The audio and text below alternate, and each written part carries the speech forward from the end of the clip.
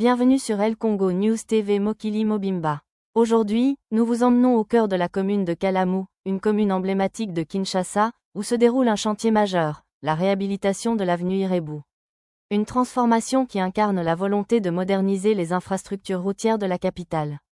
Suivez avec nous, étape par étape, l'évolution de ces travaux qui redonnent vie à tout un quartier. Restez jusqu'à la fin pour ne rien manquer.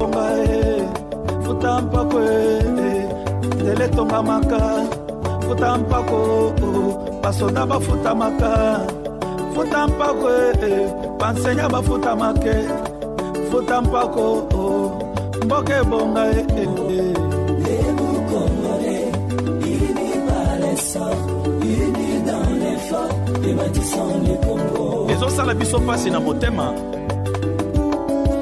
oyo nyonso mabele ya bankoko esala mpo na biso mpo na kofuta mpako tokomi koyimayima mpo na kofuta mpako tokomi kolobaloba. Papa mama oyo nini ozali na yango euti na mabele ya Kongo te. Kongo apesi yo nyonso, bongisa Kongo. Bana oyo bakoya lobi bayebe ete bampaka balekaki. Kongo ekobonga na mpako na yo, mpako na ngai, mpako na ye. Eloko nyonso tozosala ya monene to ya moke, futa mpako pomboke bonga. Kotika te bapaya bazali koyiba mpako, kotika te bauta oyo bauta na mikili mususu bazali koboyo kofuta mpako na mboka ya Kongo. Ozonyokola mabele na biso lobi lobi yo wano kamati nzela ozolinga kokende kovanda na mikili ya bapaya. Bongo Kongo nani akobongisa yango? Futa mpako mama, futa mpako papa, futa mpako ndeko, na magazin mpako, pharmacie mpako, hotel mpako, moteki mbenye mpako, yo na makala mpako. Futa mpako mboke bonga, futa mpako mboke tonga maka, futa mpako futa mpako yo wano kamati entreprise obombi na sima ya ndako po bato ya mpako bamona te bafuta, po bato ya mpako bamona te noki te okofuta mpako. Bino moko bozoboma Kongo, biso moko tozoboma Kongo.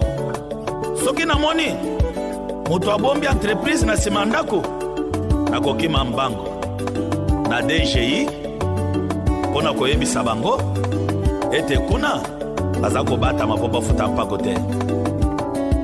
Mabela Kongo epesi yo jama pandako otongi, mabela Kongo epesi yo olo bituka osombi, mabela Kongo epesi yo nzete mabaya oteki. Ekomi na tango ya kofuta mpako, okoma koyimayima, komi na tango ya kofuta mpako, okomi kochola bato, komi na tango ya kofuta mpako, okomi koloba lobeye. Kongo mawaye Kongo mawa nzambe, Kongo mawa pona nini biso pe tokoma lokola bango te. Mpako futa mpako, mpako futa mpako.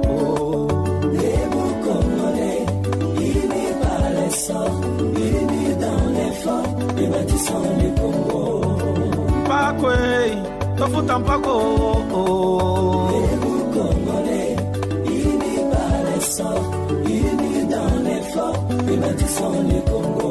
Futa mpako mboke bonga, futa mpako mboke bonga.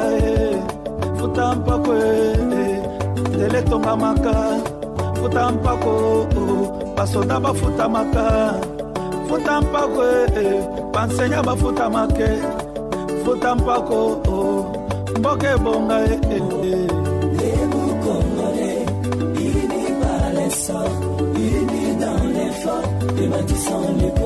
ezosala biso pasi na motema oyo nyonso mabele ya bankoko esala mpo na biso, mpo na kofuta mpako tokomi koyimayima, mpo na kofuta mpako tokomi kolobaloba. Papa mama oyo nini ozali na yango euti na mabele ya Kongo te. Kongo apesi yo nyonso, bongisa Congo. Bano yo bakoya lobi bayebe ete bampaka balekaki. Congo ekobonga na mpako na yo, mpako na ngai, mpako na ye. Pona nini biso pe tokoma lokola bango te ye mpako futa mpako mpako futa mpako.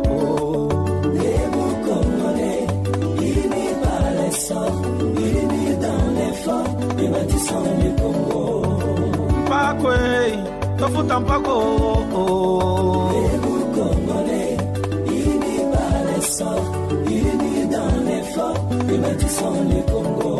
Futa mpako boke bonga. Futa mpako boke bonga. Futa mpako dele tonga maka. Futa mpako basoda bafuta maka. Futa mpako bansenya bafuta make. Futa mpako boke bonga.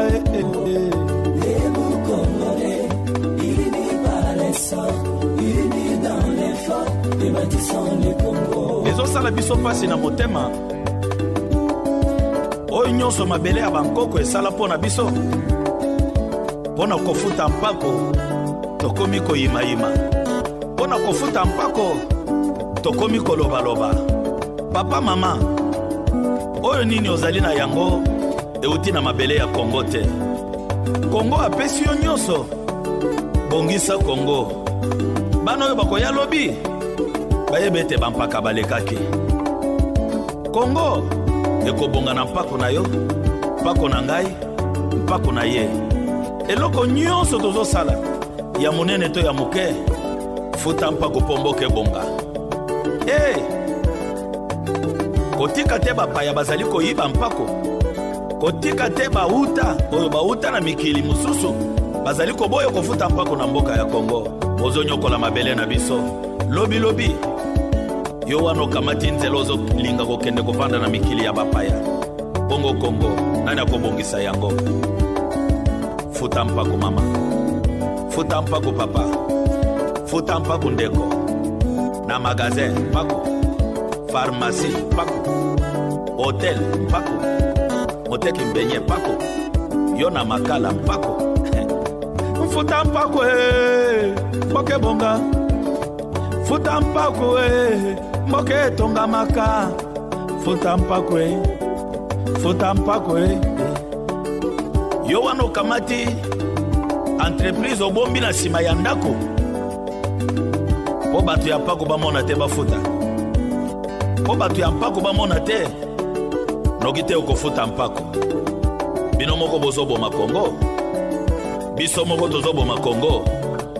Soki namoni mutu abombi entreprise na sima ndako, nakokima mbango na DGI pona koyebisa bango ete kuna baza kobata mapo bafuta mpako te. Mabela Kongo epesi yo jama pandako otongi, mabela Kongo epesi yo olo bituka osombi, mabela Kongo epesi yo nzete mabaya oteki. Ekomi na tango ya kofuta mpako, okoma koyimayima. Komi na tango kofuta mpako, okomi kochola bato. Komi na tango kofuta mpako, okomi koloba lobe.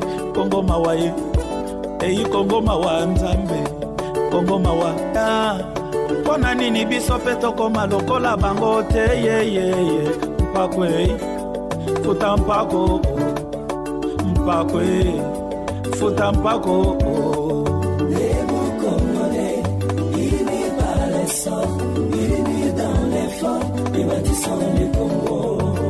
Mpako tofuta mpako.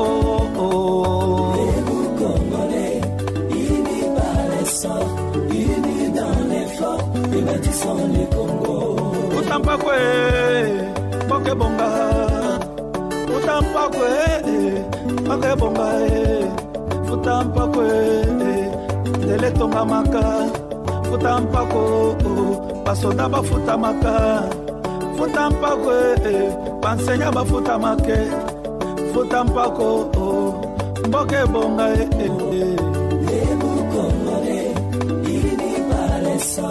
Unis dans les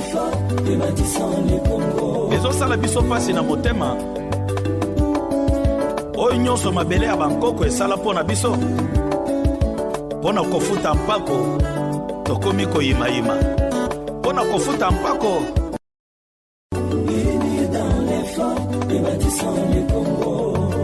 mpako tofuta mpako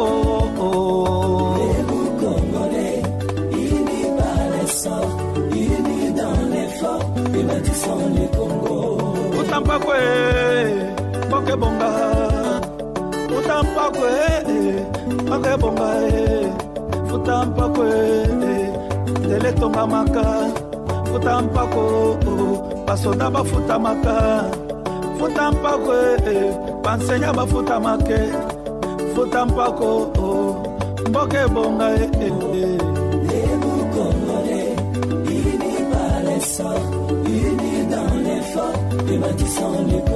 ezosala biso mpasi na motema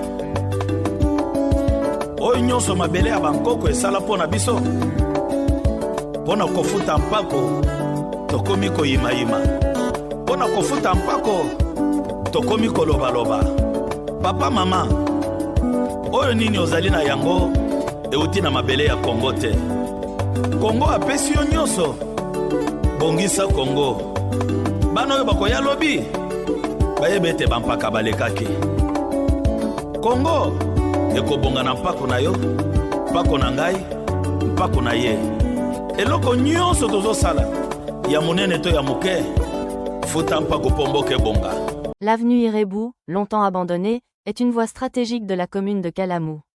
Connectant plusieurs quartiers, elle supporte un trafic important, tant pour les habitants que pour les activités économiques locales. La réhabilitation de cette artère entre dans le cadre du programme de modernisation des infrastructures initié par les autorités urbaines de Kinshasa. Objectif: améliorer la mobilité, lutter contre l'érosion et booster le développement local. Les travaux ont débuté par une phase préparatoire, dégagement des emprises, destruction des anciennes structures dégradées, nettoyage et identification des réseaux souterrains. Ensuite, les équipes sont passées au terrassement, un nivellement complet du sol pour préparer la base de la nouvelle chaussée. Cette étape est cruciale pour assurer la solidité et la durabilité de l'ouvrage. Face aux défis posés par les pluies abondantes, des caniveaux en béton ont été installés de part et d'autre de l'avenue.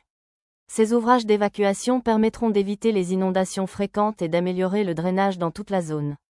La pose des buses et la création de chambres de visite ont également été intégrées pour faciliter la maintenance future.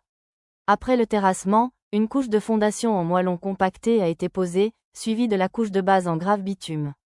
Ce double renforcement permet de résister au poids élevé des véhicules.